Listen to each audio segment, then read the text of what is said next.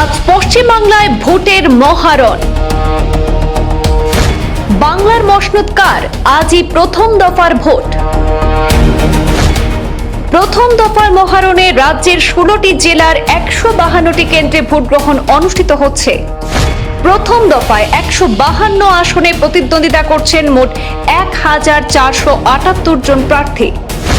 বাংলায় মমতা বন্দ্যোপাধ্যায়ের হ্যাট্রিক সরকারকে চ্যালেঞ্জ জানাতে মরিয়া বিজেপি।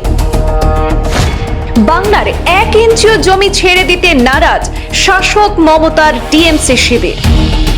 আজ বাংলায় 1478 জন প্রার্থীর ভাগ্য নির্ধারণ করবেন প্রায় 3,60,00,000 ভোটার। প্রথম দফায় উত্তরবঙ্গের কোচবিহার, আলিপুরদুয়ার, জলপাইগুড়ি, দার্জিলিং থেকে শুরু করে 2 দিনাজপুর, মালদহ এবং জঙ্গলমহলের বাঁকুড়া, পুরুলিয়া, ঝাড়গ্রাম এবং 2 মেদিনীপুরে চলছে ভোট গ্রহণ। কোচবিহারের মাথাভাঙা আসনে লড়ছেন হেভিওয়েট নেতা নিশীথ প্রামাণিক। প্রাক্তন কেন্দ্রীয় মন্ত্রী নিশীথকে আটকাতে সেই আসনে মমতা শিবির প্রার্থী করেছে শাবলু বর্মনকে। নির্বাচন অবাধ এবং শান্তিপূর্ণ রাখতে রাজ্য পুলিশের পাশাপাশি 2407 কোম্পানি কেন্দ্রীয় বাহিনী মোতায়েন করা হয়েছে পশ্চিমবাংলায়।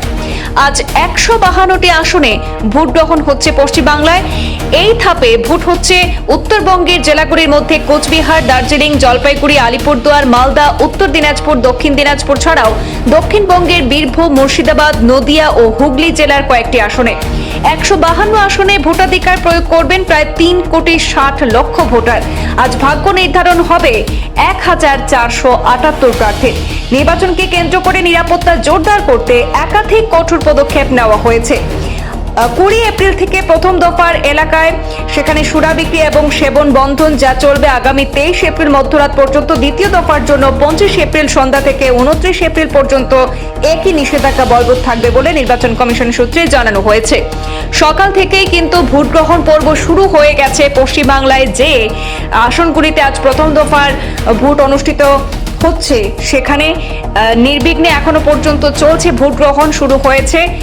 আমরা পর্যায়ক্রমে আরো আপডেট দিতে থাকবো আমাদের দর্শক বন্ধুদের। ব্যুরো রিপোর্ট, পূর্বাঞ্চল প্রতিদিন।